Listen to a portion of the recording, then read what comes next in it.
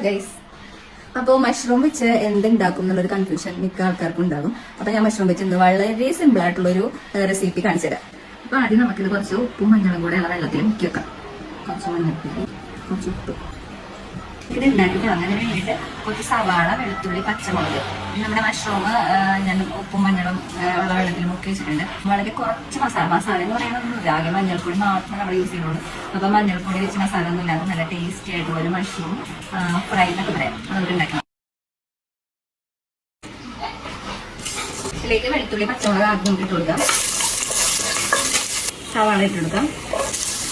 കുറച്ച് ഉപ്പിട്ട് കൊടുക്കാം. കുറച്ച് മഞ്ഞൾപ്പൊടി ഇട്ട് കൊടുക്കാം.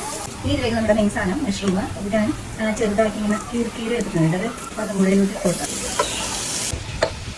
ഇതിൽ വെള്ളമൊന്നും ഒഴിക്കേണ്ട ആവശ്യമില്ല. കുറച്ച് കഴിയുമ്പോഴേക്കും കുറേശ്ശെ വെള്ളമൊക്കെ വരുന്നത് അതൊക്കെ നമുക്കൊന്ന് വറ്റിച്ചെടുക്കണം. ഇത് അടച്ച് വെച്ച് വേവിക്കാം. ഇതിൽ വെള്ളമൊക്കെ ഇറങ്ങാൻ തുടങ്ങിയിട്ടുണ്ട്. അതൊക്കെ നമുക്ക് നന്നായിട്ട് വറ്റിച്ചെടുക്കണം. ഇത് കുക്കായിട്ടുണ്ട്. നമുക്കിത് വേറൊരു പാത്രത്തിലേക്ക് മാറ്റിയിട്ട് ഇതിൽ തന്നെ കുറച്ച് എണ്ണ ഒഴിച്ചിട്ട് ഇതൊന്ന് ഫ്രൈ ചെയ്തിട്ട് നമുക്ക് കുറച്ച് എണ്ണ ഒഴിച്ചു കൊടുക്കാം.